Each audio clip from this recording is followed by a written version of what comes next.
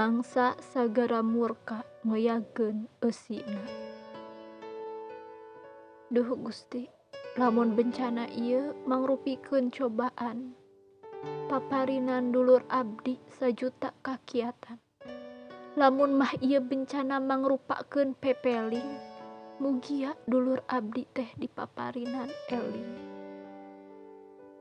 Lamun ayeuna dodoja teu daek nyingkah, lain berarti pangeran teu nyaah. Meureun tingkah pola urang anu masih keneh nincak dina jalan anu salah. Jeung lain zaman anu robah, tapi anu ngajamanan anu robah. Alam dunya geus teu anger, sabab loba jalma anu geus lalieur. Bencana di mana-mana.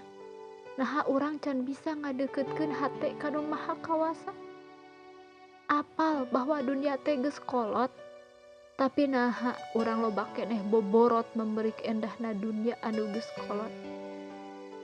Alam dunia anu sakitu loba barokahna, ayeuna mah geus robah, loba musibahna. Alam sanggup nyukupan kabutuhan manusia, tapi alam teu sanggup nyukupan kasarakahan manusia. Manusia ulah heran lamun dunia loba bencana, da kabeh ge ulah manusia.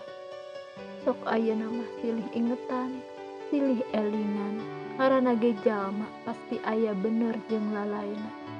Ayeuna mah eureunan ngalakukeun maksiat, binsi dunia teh kaburu kiamat, jeung geura jauhan nyieun dosa. Ayeuna mah geuwa geura inget ka Nu Maha Kawasa. Mugia cing bisa labarkeun. Contona payung moal bisa jeung moal pernah bisa ngeureunkeun hujan. Tapi ku ayana payung, urang bisa nangtung dina tengah-tengah hujan tanpa kabaseuhan. Sami oge jeung kasabaran.